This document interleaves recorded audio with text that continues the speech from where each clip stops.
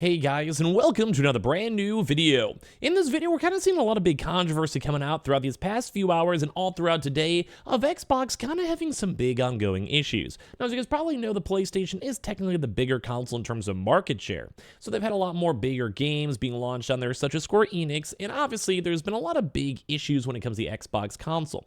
A lot of games have been getting delayed, a lot of issues with the Xbox Series S, and we've covered a lot of these topics on the channel itself. So this is more of like a combination of all these, plus a little bit extra. Where right now we're seeing huge amounts of Switch and PlayStation games that were announced and talked about during the Nintendo Direct that happened as of today.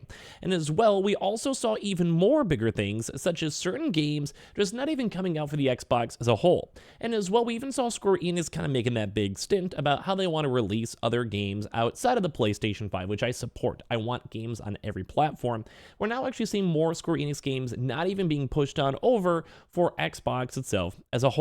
And now we're even seeing bigger drama too when it comes to Capcom, and it's kind of been like the big trending topic of the day, but it is something we're talking about. The fact that many of these game companies are not willing and wanting to go work with Xbox for whatever reason is a big struggle, and I myself, as I just mentioned, would like to see these games on Xbox, would like to see them on Game Pass, would like to see them on just basically working with Xbox as a whole to make the platform better. So let's go talk about it. So make sure you guys are also all subscribed if you guys would like to, or hang on the Twitch or to channel one of the more spoopy games I think tonight on Twitch you guys are bored, and let's go and dive on into this. So first and foremost, we did have a Nintendo Direct as of today. I think a lot of people were kind of vibing it, kind of people liked it. But so many games announced today for the Switch, PlayStation, PC, and not for Xbox. Not a good sign for Xbox fans who like Japanese games. And this has always been kind of an ongoing issue. PlayStation's had a very good Japanese connection due to their old Japanese base, and obviously things with like Square Enix and other various platforms, RPGs, JRPGs, etc. And Xbox has gone on record stating they would like to work with these more Asian-based companies the best they can, because why not? But right now, this big list of basically combination Switch, PlayStation, PC.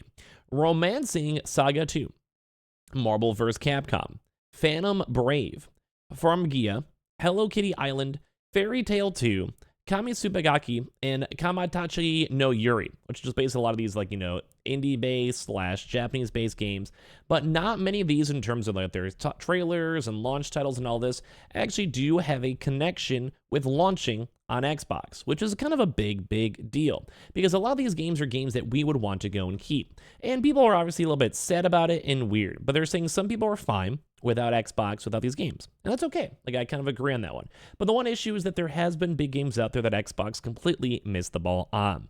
Games like Genshin Impact, and a lot of those various gacha-style games that are making billions of dollars with millions of players very actively and all that. And at the same time, I'm one of those people that if Xbox can put in the effort or churn a little bit extra money, they can go and expand out the brand and get more people on there regardless. Like, it's one of those things where these games don't always have to be on Game Pass. And it's kind of okay if Xbox wants to get these business connections and work with these companies too as well. And now some people are actually kind of remembering like, oh my God, I'm going to go get Hello Kitty or whatever it might be, but this is kind of a somewhat concerning thing, where we're seeing a lot more PlayStation and Nintendo games popping on up too as well. I don't know. Like, it's one of those things where Xbox is kind of slacking in terms of getting people on it. Now, we've seen other people too as well. We're seeing stuff like this one where it's like kind of this big Capcom drama, which we'll dive into in a second, saying Capcom had no pipeline for porting older MT framework games to Xbox, and the fix would be to require more investments than it's be worth, at least in their estimations. And kind of the big thing is they're saying that Xbox is most likely not going to be making games and trying to get these games because they're not going to make money on it. If it's not a Game Pass game driving more Game Pass subscribers, they can still sell individualized games on Xbox. But we've seen a lot of records throughout the year stating that it doesn't really make as much money. Like, people on PlayStation, most likely the Switch and Steam, will buy games individually, and that's why the subscription service is a little bit on the riskier side. Third-party games may not want to invest the money or time to go and make games on Xbox, and we're seeing this as of right now, like where there's a really big discourse today, saying just as Xbox finally starts getting support from Atlas, something like Persona, etc., and Square Enix, Capcom is actually now turning its back on Xbox itself. Capcom's Marvel vs. Capcom collection, as we mentioned is on the list over here, will be skipping Xbox, while Square Enix is bringing the goods with Dragon Quest III and Fantasian Neo Dimension. Now, some of these games are more on the low-key and indie side. which I think is okay. Like, I think indie games may not necessarily be like those groundbreaking games, those big first-party games, or even the comparison of like the Sea of Thieves or even Grounded. But these are all still important games that people will buy, want to play, and if you cannot access these games on Xbox, then, well, you can't buy and on Xbox, so it sucks. You're losing money. So saying basically Capcom and Square Enix have announced several new games during June's Nintendo Direct that happened today. One of the titles Capcom announced was Marvel vs. Capcom Fighting Collection Arcade Classics, a bundle featuring several of Capcom's Marvel vs. Capcom series. All those can be coming to every platform besides Xbox, which is kind of a combination of what we were saying before. Xbox, just people are assuming it's not going to get good sales. They don't want to spend the money coding and porting these games on over, and it's sad to see. So it seems like Capcom's MT framework engine is at least partially to blame for the spate of omissions over here. So basically they're saying like Xbox is hard to code on. Trying to get games in the Xbox Series S is rough. Like that's a pain. And it's understandable too, because those games just take more time. It takes more money, it takes more manpower, and if it's not easy peasy, or you have to go pay extra money to specialize in this or work with Xbox themselves, they can add to price increases, cause them to delays, cause them to Xbox itself having to go and take on over more, which is weird because Xbox, in theory, should be easier to develop on and make.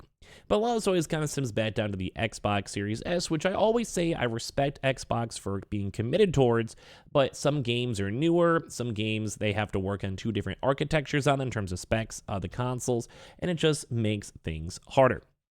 Saying on June 18th, 2024, Nintendo hosted its latest Nintendo Direct event, and it was packed with earth-shattering announcements from Zelda finally getting her own game, with Legend of Zelda Echoes of Wisdom, to Metroid 4 becoming a reality with Metroid Prime 4 and Beyond, and I'm very excited for both of those.